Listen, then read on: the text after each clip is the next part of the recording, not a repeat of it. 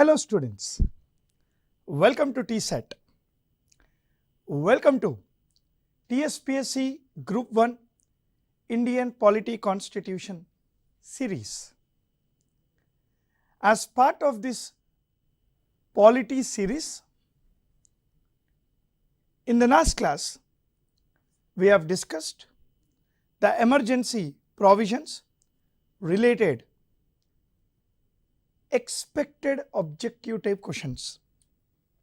Today in this class, let us see one more important topic of Indian polity, that is center-state relations. Center-state relations. Center-state relations is very important in a federal nation. In a federal nation. Now, what is the main objective of center-state relations in a federal country like India? To ensure cooperative, coordinative relations.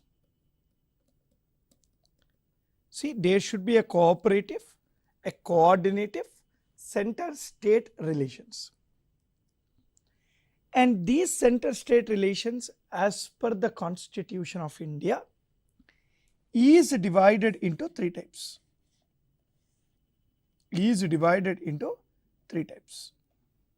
The first one is called center-state legislative relations. The second one is called center-state administrative relations. And third one is called center-state financial. The center-state legislative relations is discussed from Article 245 to 255. Article 245 to 255 deals with center-state legislative relations. Article 256 to 263 talks about the administrative setup between center and states. Administration, management between center and states. And we have Article 264 to 293 deals with financial relations. But financial relations are now focused more on the GST part. Right? The GST part which discuss about GST Council in Article 279 capital A. Article 279 capital A talks about GST Council. Okay. Now, let us continue the class and see important objective type related questions with respect to center-state relations in India. See, center-state relations is a topic where you can expect a minimum of 1 to maximum of 2 questions. Not only that, center-state relation and understanding these center-state relations is very important even for your mains, TSPSC Group 1 mains. In Group 1 mains, there is a short questions on center-state relations. Now let us focus on only prelims, and now let's go to the first question. Right. Look at the question, friends. It says, consider the following and choose the correct statement.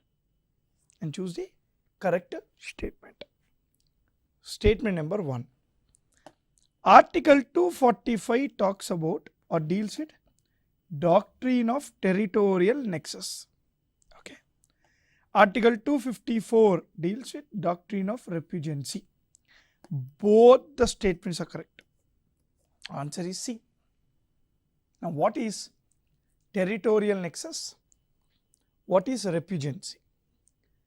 See, Article 245 of the Constitution talks about territorial jurisdiction between center and state. It talks about territorial jurisdiction between center and state. Now, what is the meaning of territorial jurisdiction? What is the extent of the limit or jurisdiction of a law passed by Parliament? Similarly, state legislature law.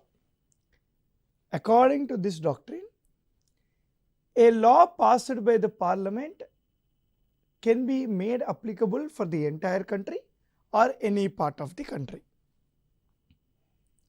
A law made by the state legislature can be applied for the entire state or any part of the state. There is third one, which Article 245 discuss, that is extraterritorial jurisdiction. So, within India, Parliament law is applicable for the entire nation. State legislative law is applicable for only that particular state. Okay. What about extraterritorial jurisdiction outside India? See, there is an NRI who is in other country, who has the authority to make laws on NRI in India. Who has the authority in India to make the laws on NRIs outside the country? This is called extraterritorial jurisdiction. The power to make laws over the extraterritorial jurisdiction as per Article 245 is with only Parliament. Okay, this is the first one. Second one, what is doctrine of repugency? According to Article 254, imagine there is a subject which is passed by state legislature. Subject according to which a law is passed by state legislature. Now, a state legislative law is passed because the president has given approval. Why? Governor has reserved that bill to the president. I will explain in a very simple manner. State legislature has passed a bill. This bill came to governor. Governor reserved this bill to president. President accepted it. Meaning that that bill became an act not because governor accepted, because president accepted. And that law is a state legislative law accepted by the president. Now, when this particular law is in clash with a union law, according to doctrine of repugency, this state law will prevail over the union law because it is accepted by president. So, answer is B. Now, let us go to the next question. Yeah, very important for the exam. Consider the following and choose the correct statement. Okay. Under Article 249, under Article 249, if Rajya Sabha passes a resolution by 2/3 majority, then Parliament get authority to make laws on stately subjects. Absolutely correct. According to Article 249 of the Constitution, Parliament can make laws on the stately subject if Rajya Sabha accept a resolution on national interest or in national interest. See, in national interest, if Rajya Sabha passes a resolution by 2/3 majority, then Parliament will get ultimate authority to make a law on the stately subject. Now, a law passed for the purpose of Article 249, for the purpose of Article 249 will remain in force for 6 months. No. According to Article 249, a law passed by the Parliament on the state legislative subject will remain in force for 1 year. Right? So, answer is A. Second one is wrong. Let me explain this again. According to Article 249 of the Constitution, in national interest, the Rajya Sabha can pass a resolution by 2/3 majority. When Rajya Sabha passes a resolution by 2/3 majority in national interest, then Parliament will get a right to make laws on the state list subject. This law made with respect to Article 249 remains in force for 1 year. Okay, so the answer is A. Let's look at the next question. Okay. Which article of the Constitution deals with inter-state council? Now, Article 246 deals with subject jurisdiction. That is, the subjects are divided into 3 lists: union list, state list, concurrent list. You all know this. Article 248 talks about residuary powers. Residuary powers with the Parliament. With the Parliament. Okay. Now, Article 256, it is part of the administrative relations. It is part of the administrative relations. It says the state policies or laws shall be in accordance with union, cannot go against union. Now, what is Article 263? Article 263 talks about interstate council. Look at it very carefully. According to Article 263, the President of India, by a presidential order, can constitute an interstate council for integration of states, for better cooperation of states, for better cooperation of the states and integration of the states. The President, by a presidential order under Article 263 can constitute interstate council, and this was constituted in the year 1990. Okay, the answer is D. Let's go to the next question. Chalo. Try to understand the question. Consider the following and choose the correct statement. Article 250, we have seen Article 249, now Article 250 provides power to Parliament to make laws on stately subjects in case of national and state emergency. This is wrong, because Article 250 says Parliament has power to make laws on stately subjects when there is a national emergency in force. It only talks about national emergency. It nowhere talks about state emergency. It nowhere deals with the state emergency. It talks about national emergency. The law made by the Parliament for this purpose of Article 250 remains in operation for maximum 6 months. After emergency ceases to operate. After the emergency ceases to operate, the law made for the purpose of Article 250 remains in force for maximum 6 months. For maximum 6 months. A law made by the Parliament for the purpose of Article 250 remains in force for 6 months after national emergency ceases to exist. Correct. So, answer is B. Answer is B. Is it clear? See, sir, we all know that even when there is a president rule in the country, Parliament has a right to make laws on stately subjects. Yes, but that is as per Article 356. According to Article 356 of the Constitution, the Parliament has the authority to make the laws on the stately subjects, not as per Article 250. According to Article 250, it is national emergency. It deals with national emergency. It says whenever there is a national emergency in India, the Parliament can make laws on the stately subjects. This is Article 250.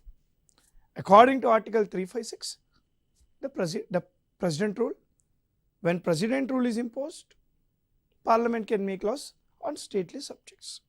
Okay, very, very important. Now look at the next question.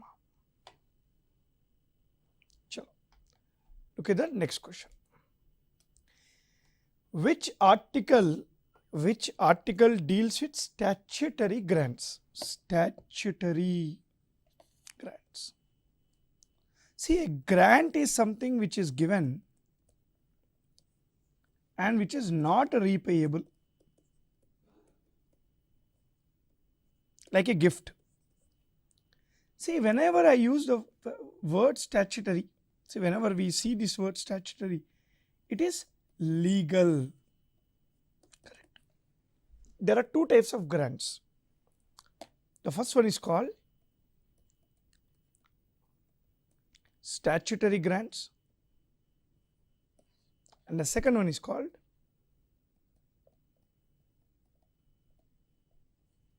just a minute. Discretionary grants. The second one is called discretionary grants.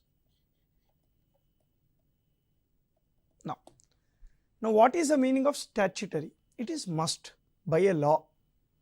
Statutory grants is given as per the recommendations of Finance Commission. As per the recommendations of Finance Commission, statutory grants are given. Now what is the meaning of discretionary? By will. If Government of India thinks that they have to give more money to a state, they will give. But this is generally given on the recommendations of Planning Commission. And presently there is no Planning Commission. So, Niti Aayog. Now the question is, which article talks about statutory grants? Answer is Article 275. Article 275 talks about statutory grants. Article 280 talks about Finance Commission. Article 282 talks about discretionary grants. Article 282 talks about discretionary grants. 280 talks about Finance Commission in India. Finance Commission is constituted by President of India every 5 years to provide recommendations on the revenue sharing between center and states. To provide recommendations on revenue sharing between center and states. Very, very important. Now let's go to the next question. Chalo. Yeah. Expected important for the exam. Which of the following is or are true? River disputes between the states comes under original jurisdiction of Supreme Court. Finance Commission is a temporary body. I will give 10 seconds for you to guess. I am reading the question again. River disputes between states comes under original jurisdiction of Supreme Court. Finance Commission is a temporary body. I hope you have guessed the answer. Let me reveal the answer first, then explain it. River disputes between states comes under original jurisdiction of Supreme Court is a wrong statement. Finance Commission under Article 280, which is discussed on Article 280, is a temporary body. It's a correct statement. Answer is B. I hope majority of you have kept the correct answer. But how and why? Look at the first statement. I hope everyone knows what is the meaning of original jurisdiction. When you take a case directly to Supreme Court, bypassing other courts, when you file a case directly to Supreme Court in India, when you file a case directly in the Supreme Court of India, that is called original jurisdiction of Supreme Court. Cases like dispute between center and state, state and a state are directly taken to Supreme Court. But as per Article 262 of the Constitution, see Article 262, we have seen Article 263 before, I am talking about 262. According to Article 262, a river dispute between two states should be solved by Parliament. It doesn't come under original jurisdiction of the Supreme Court. The river disputes between the states should be solved by Parliament. Parliament should provide a solution, not the Supreme Court. Now Parliament came with tribunals, fast track courts it is called. Parliament came up with tribunals, meaning a river dispute between states comes under original jurisdiction is wrong. Try to understand this. Original jurisdiction is something when you take a case directly to Supreme Court. Like for example, a dispute between center and state, a dispute between state and a state, a dispute between more number of state and one state, like this. But there are few disputes which doesn't fall under original jurisdiction. 1. River dispute between states doesn't fall under original jurisdiction. 2. A dispute arising out of Finance Commission revenue sharing between center and state. Suppose Finance Commission said give X amount to a state. Center did not give X amount. They gave less. This dispute doesn't come under original jurisdiction of Supreme Court. 3. Imagine there is an agreement. Imagine there is an agreement. In that agreement, it is specifically mentioned that the dispute doesn't come under Supreme Court. Then these type of disputes doesn't come under, cannot go to Supreme Court directly. But out of these three, first two are important. The river disputes are solved by Parliament by a law according to Article 262 of the Constitution. This is the first statement. Look at the second statement. The constitutional body which is temporary in nature is Finance Commission. According to Article 280, the President of India constitute Finance Commission to give recommendations of revenue sharing between center and state for 5 years. Imagine, President of India has constituted a Finance Commission in 2013. Imagine, just imagine, Finance Commission as constituted by President of India in 2013. President of India say to that Finance Commission that I want the revenue sharing between 2015 to 2020. Now President of India say you have been constituted in 2013 and please give me your recommendations by 2015. Meaning for 2 years I will constitute you, you give me the recommendations, that recommendations will be applicable from 15 to 20, right? Now here President of India decides when the Finance Commission should provide the recommendations. Only till then it will be alive. It will dissolve automatically after providing the recommendations. This is your 14th Finance Commission recommendations. 14th Finance Commission was constituted in 2013 and provided recommendations from 2015 to 20. Very, very important. Let's go to the next question. Okay. Consider the following and choose the correct statement. Okay. Article 370 provides special status to the state of Jammu and Kashmir. Absolutely true. We all know it. 2. Article 370 was inserted as a temporary article.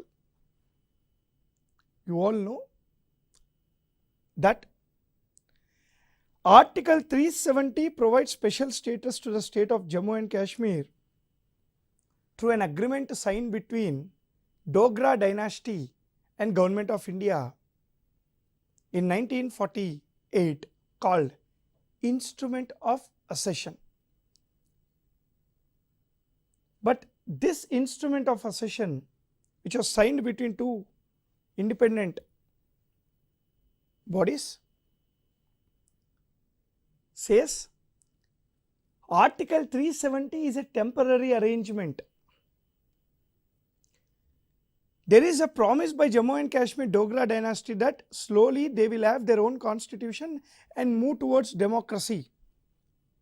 When Jammu and Kashmir has its own constitution and move towards democracy, Article 370 can be removed and provide autonomy to Jammu and Kashmir. But things did not go that way. There's a lot happened with respect to Jammu and Kashmir. But by a presidential order of 2019, India successfully revoked Article 370 and made administratively, legislatively, politically, completely Jammu and Kashmir as part of India. So, but when Article 370 was inserted, it was a temporary article. So, answer is C. Let's go to the next question. Judicial orders, public acts shall be accepted throughout the country in full faith is mentioned in which article? See, Article 371 provides special status to certain states.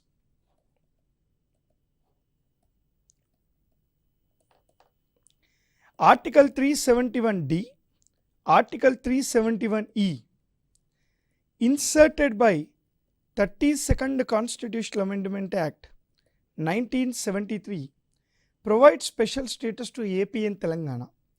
Article 371D provides special status to Andhra Pradesh and Telangana. E only for Andhra Pradesh. So, Telangana receives special status from Article 371D. After Telangana movement, Jayandhra movement, this amendment was held. Now, what is Article 263? You all know, just before we discussed Interstate Council. 262, river disputes. So, after a thorough elimination process, you all know the article.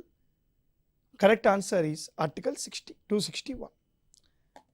Now, according to Article 261, all public acts and judicial orders should be accepted in full faith. With a full faith, we need to accept. That is more important. Let's go to the next question. Consider the following and choose the correct statement. Delhi was made a union territory and provided with a legislature according to 69th Constitutional Amendment Act. Correct. And this legislature consists of 70 MLAs. The CM and Council of Ministers of Delhi are appointed by President of India. Yes, absolutely correct. Not Lieutenant Governor. See, this is a union territory. A territory under the union control. So, answer is C. Very, very important for the exam. We can expect one question from union territory this time. Okay, concentrate on it. Now, let's go to the last question, friends. Okay. What are the reasons to establish union territory? Now, what reasons generally the union will consider to give union territory status to a particular region? Political region, cultural basis, geographical basis. Answer is C. See, political region examples are Delhi, Jammu and Kashmir, Chandigarh, etc. Cultural reasons, Pondicherry, Ladakh Buddhism, Geographical regions, Andaman Nicobar Islands, Lakshadweep Islands, you have Jammu and Kashmir again, Ladakh, because of the international disputed regions geography, you establish this as union territories. So the answer is C. Very, very important for the exam. Union territories are very, very important. Till now, we have completed some core topics of Indian polity and constitution. And today we have completed center-state relations. We are left with just few more topics like judiciary, Panchayati Raj institutions, municipalities, and constitutional, non-constitutional bodies. I will see you guys again in the next class with another topic of Indian polity and constitution.